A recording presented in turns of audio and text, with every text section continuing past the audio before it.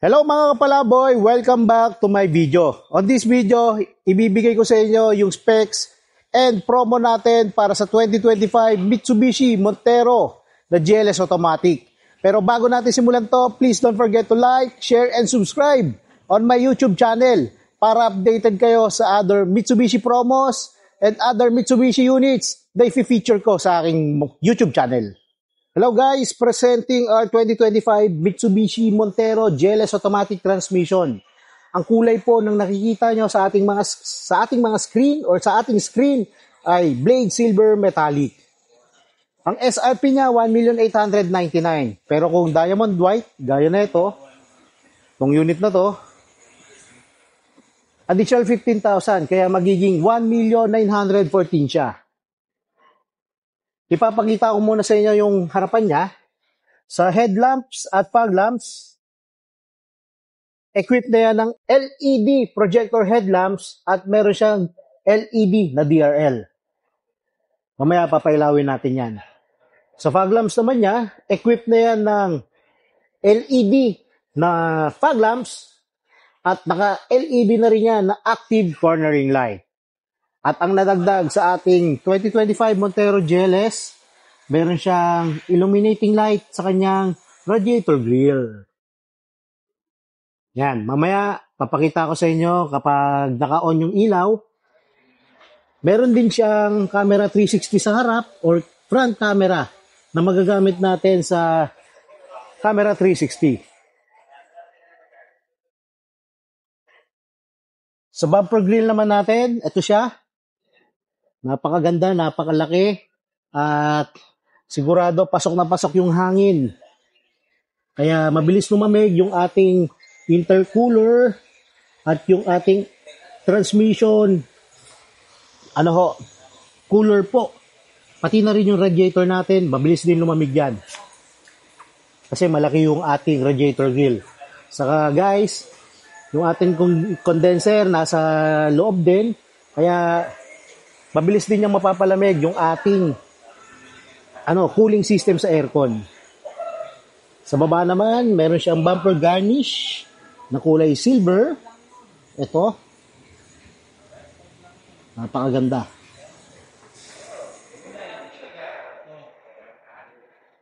Silipin naman natin yung gilid, pero ibang kulay muna yung ipapakita ko. Ayan. Sa gilid naman, ang mapapansin nyo, meron siyang 18-inch na alloy rims na Shuriken yung design. Japanese yung version ng mugs natin. And kung kukunin nyo under bank financing transaction yan, syempre, meron tayong option sa freebie yan. Bibigyan ko kasi kayo ng Black Series look or GT look na mag swap upgrade. Oh, by the way po, yung ating braking system sa harap at sa likod ng Montero, all variants, naka-disc brake po yan. Sa salamin naman, ganito po yung shade ng ating tint. Medium black, tapos sa kanyang harapan, naka-visor shade lang yan. Yung baba, ito, walang tint. Sa mga door handles at side mirror cover, pati sa sa mga window natin, ayan, may mga chrome insert po yan. And chrome finish yung ating door handle and side mirror cover po. Stepboard, equip yan ng aluminum na stepboard, napakagaan at napakatibay. Sa bubong, meron siyang roof rail. Yung roof rail natin, magagamit natin yan para maglagay tayo ng additional storage. Pwede tayo maglagay ng roof rack para doon natin ilalagay yung mga gamit natin. Silipin natin yung loob ngayon. Samahan nyo ako. Wait. Bago natin pasukin ang loob, papakita ko muna sa inyo yung ilaw ng ating Montero GLS Automatic. Papakita ko lang po, bubuksan ko lang muna to. Makikihiram lang po ako ng unit. Papakita ko lang po yung itsura kapag naka-on yung ilaw. On lang natin yung headlight. Park light on. Headlight on. Cut off ng ilaw. Ngayon, i-on ko yung fog lamps. Yan. Naka-on yung fog lamps. Yan kasi may fog light icon na nagbukas. So, papakita ko lang. Napakaliwanag. LED na rin yung kanyang fog lamps. Illuminating light sa radiator, ito po siya. Ganda. So ngayon, pasukin na natin yung unit. Samahan nyo ako. Bago natin pasukin yung unit, ipapakita ko muna sa inyo yung kanyang mga controls. Gaya dito sa ating passenger, sa driver side na pintuan, meron siya ditong window control and central lock button. Sa left side naman ng dashboard or ng steering wheel natin, nandito po yung button para sa push start at control para sa side mirror. Meron din siyang button para ma-off natin yung reverse sensor at yung active stability traction control. Switches. Ito siya. Light switch sa left side and paddle shifter pang down gear. Tara, pasukin natin to. Ang ipapakita ko naman sa inyo yung kanyang steering wheel. Sa steering wheel, meron siyang control dito para sa audio steering remote. And ito naman yung button na to para mapagana natin yung multi-information display. Pwede natin i-check kapag naka-off yung makina. Pwede natin i-check yung trip A, trip B. Tapos yung setting ng ating PMS reminder. And ito, eco score rating kung nakikita nyo sa ating screen. Yan siya. Sa kabilang side, ito naman yung button or control para sa cruise control. Itong icon na to is para naman sa button ng ating camera view. Ito naman yung ating voice command function or button and hands-free button. Pansagot ng tawag at pangbaba ng tawag. Paddle shifter, up gear, ito. Ito siya. Wiper control. Ito. Wala na po yung keyhole. Kasi push button engine start na po siya. Ayan siya. Touchscreen monitor natin. Ito po.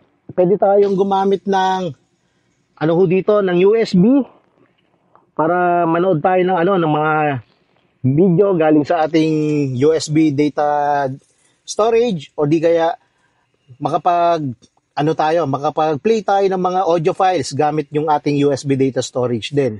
Dito natin isasaksak. And meron din HDMI port. Kung meron kayong mga phones or TV box, pwede nyo i-connect dito para mag-play dito sa ating head unit or sa touchscreen monitor. Sa touchscreen monitor din natin, pwede tayong gumamit ng radio and meron siyang offline navigation map. Pindutin mo lang tong nav para gumana yung ating navigation map. TomTom po yung yung software para sa offline navigation map. Saka guys, ito pa. Via data cable, pwede natin ma-connect yung ating mga mobile phones like Android or iOS phone para gumana po yung kanyang SmartLink display audio. Aircon. Ito po yung control natin sa aircon. Knob type po siya. Ito yung pang set natin ng fan speed. Ito naman sa kabila para naman sa kanyang temperature. Mamaya pagaganahin natin yan. Transmission, 8-speed automatic transmission po itong 2025 Montero GLS automatic. Pwede rin natin siya gamitin dito sa letter D na may plus and minus para gumana naman yung kanyang Sportronic mode. Ito, sa kabila, yan naman yung natin, electronic parking brake. Kapag pinull up natin, pag pinull up ko po siya, mag-engage po yung parking brake. Kapag pinush down ko naman, magdi-disengage po yung parking brake natin. And meron din siyang brake auto hold function. Yung brake auto hold function natin, gagana siya kapag naka-seatbelt and nakasarado yung mga pintuan natin at hindi tayo naka-handbrake. Gagana yan kapag naka-full stop tayo, kapag inactivate nyo na and naka-full stop, gagana po siya and magkukulay green po yung icon ng brake auto hold function natin sa multi-information display. Once na nag-green yan, pwede mong bitawan yung brake pedal. At kung aandar ka na, dandahan mo lang tapakan yung gas pedal para automatic bibitaw yung ating brake auto hold. Dito, meron siyang map light and dome light. Glass holder, meron din to sa kanyang vanity mirror. Ayan, meron siyang ilaw. Yan. Ito yung view natin sa likod. Sa second row and third row. Ganda, di ba?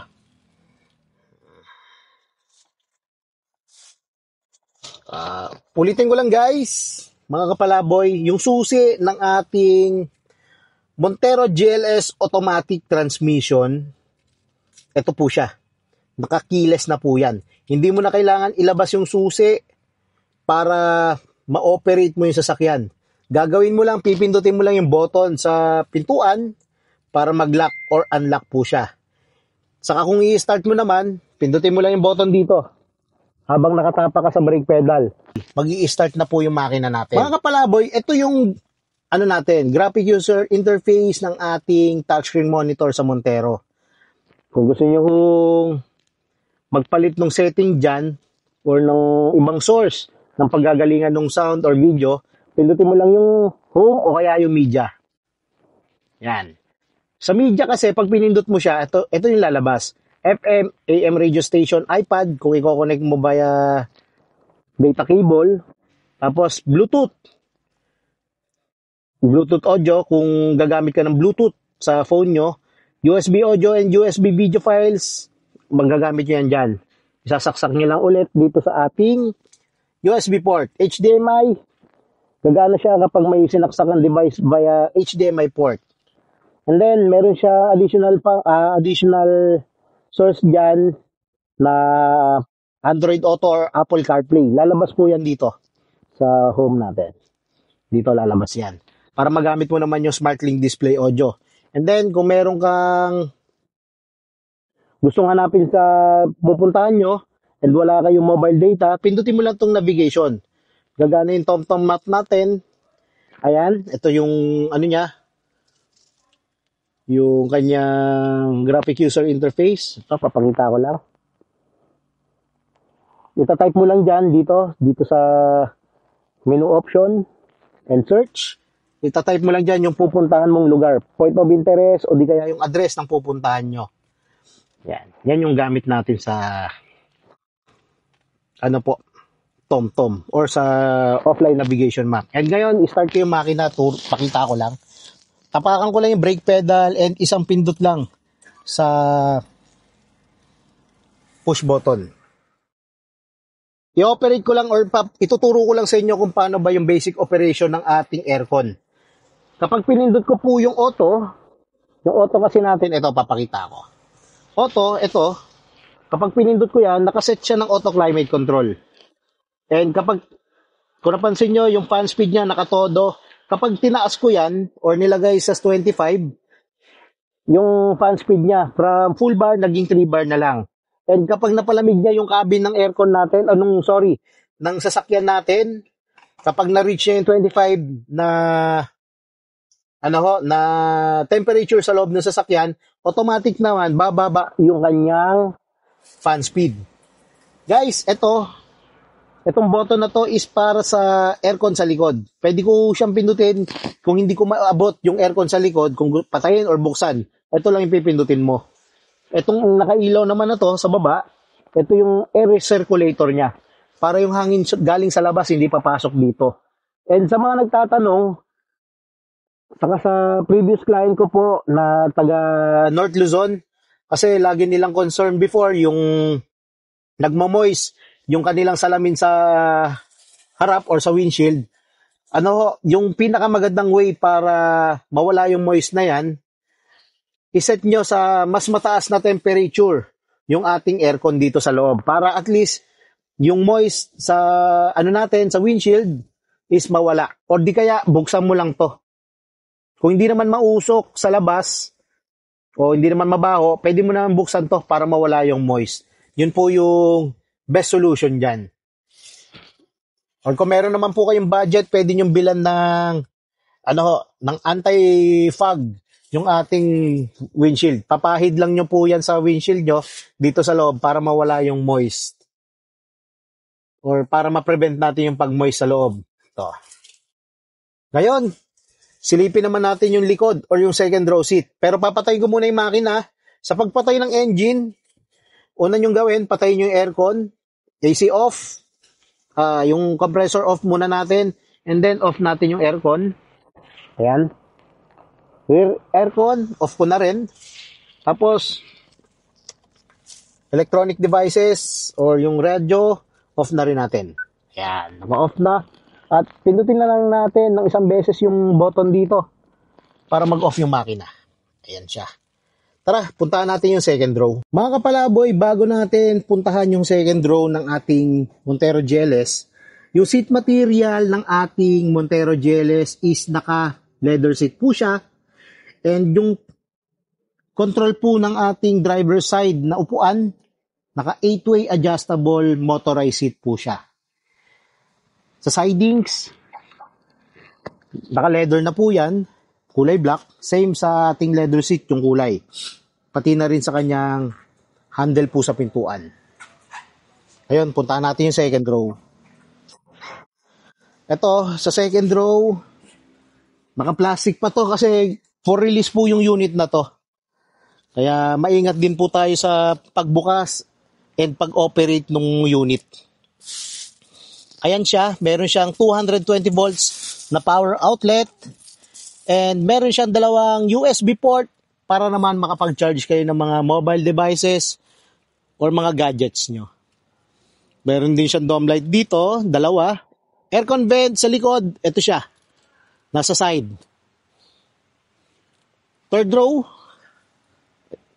Ayan. Napakaganda. Sarado na po natin.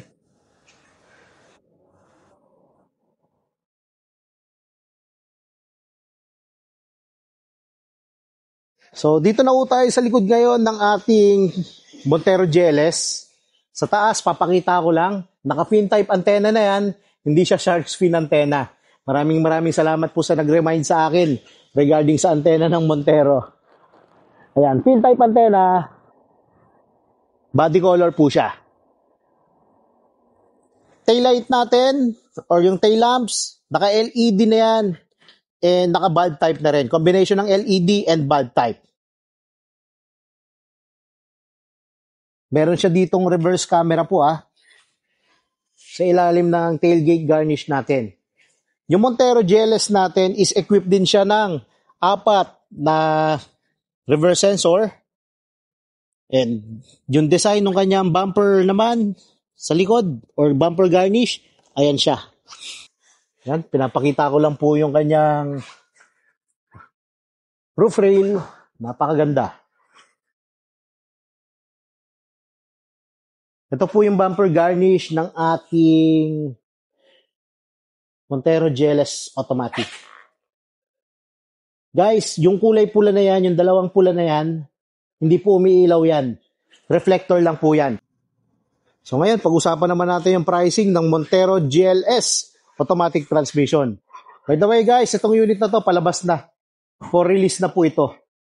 Congrats po sa client na to. Mga kapalaboy, pag-usapan naman natin yung pricing ng ating 2025 Montero GLS Automatic. Uumpisahan ko sa kanyang cash or bank PO transaction. For cash and bank PO transaction, ang SRP niya 1,899,000 for black and color silver. For white color, 1,914,000. And meron tayong cash discount dito na 125,000. Free 3 years LTO registration babayaran na lang 3 years TPL and 1 year comprehensive insurance. At kung under Bank PON cash transaction, meron pa rin tayong exclusive freebies. Magbibigay ako ng GT spoiler, 2 pirasong umbrella, at saka 2 pirasong keychain. And ngayon, sa bank financing transaction naman, mga kapalaboy, as low as 65,000 down payment, mauwi mo na yung unit na to. And meron siyang free 1 month on selected banks. Siyempre, hindi rin mawawala yung exclusive freebies natin. Kasi yung exclusive freebies natin sa Montero GLS Automatic, option 1, GT Look. Sa GT Look, meron tayong body color na spoiler.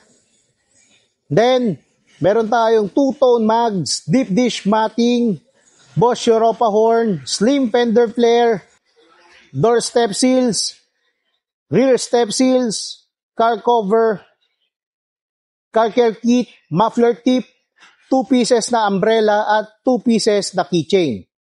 And option 2 natin, yung Black Series look. Sa Black Series look, yung freebies natin doon, meron tayong GT spoiler na kulay black, black na mags, gagawin natin kulay black yung mags niya. Meron din tayong gagawin sa kanyang radiator grill, door handles, side mirror cover, roof rail, tailgate garnish, bumper garnish sa harap at likod, gagawin natin yang kulay black. I-convert po natin ng kulay black yan. At meron din tayong deep dish matting, Bosch Europa horn, muffler tip, 2 pirasong umbrella, at saka 2 pirasong keychain. HD dashcam and rain visor kasama sa mga freebies natin. Mapa Black Series look o kaya GT look na upgrade yung gagawin natin.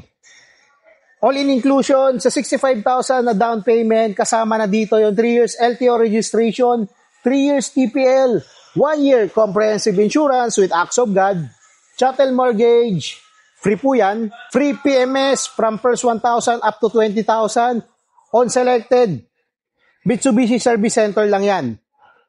Yung coverage po nun, free labor and free oil filter sa first 1,000 up to 20,000 kilometers. Guys, napakadali lang para mag-avail ng unit na to. Kailangan nyo lang akong tawagan sa number ko, 0906-220-2434. Kung may mga tanong kayo, tawag lang kayo sa number ko. And kung meron kayong mga concern or inquiry regarding sa unit na to, huwag kayong mahiyang tumawag or mag-message sa aking Facebook account. Sa mga gustong mag-apply, kung kayo po ay seaman or OFW na nasa abroad at gustong mag-avail ng offer ko ngayong buwan, tawag ka lang or mag-message ka sa aking social media account na ilalagay ko sa description o di kaya sa number ko na Viber, WhatsApp, or Telegram, ready na po yan na nakalagay dito sa screen. Kung gusto nyo magpasa ng requirements, doon lang po sa number na yon. And guys, by the way, napakadali lang mag-apply. Basta kumpleto ka sa requirements, sigurado, mataas yung chance na maaprubahan ka. At syempre, mas mabilis yung process ng pagkuha natin ng sasakyan. Kapag kumpleto yung requirements at walang bad credit history, 1 to 3 days lang yung process niyan. Kaya ano pang inaantay mo, tawag ka na sa akin o di kaya mag-PM ka lang sa aking social media account. By the way, this is Joey Boy Palaboy. 12 years na tayong sales executive dito sa Mitsubishi Abad Santos. Kaya sana kayo naman yung maging next Mitsubishi client namin ni Christine Salazar Olimba. Kita-kits dito sa dealer. See ya.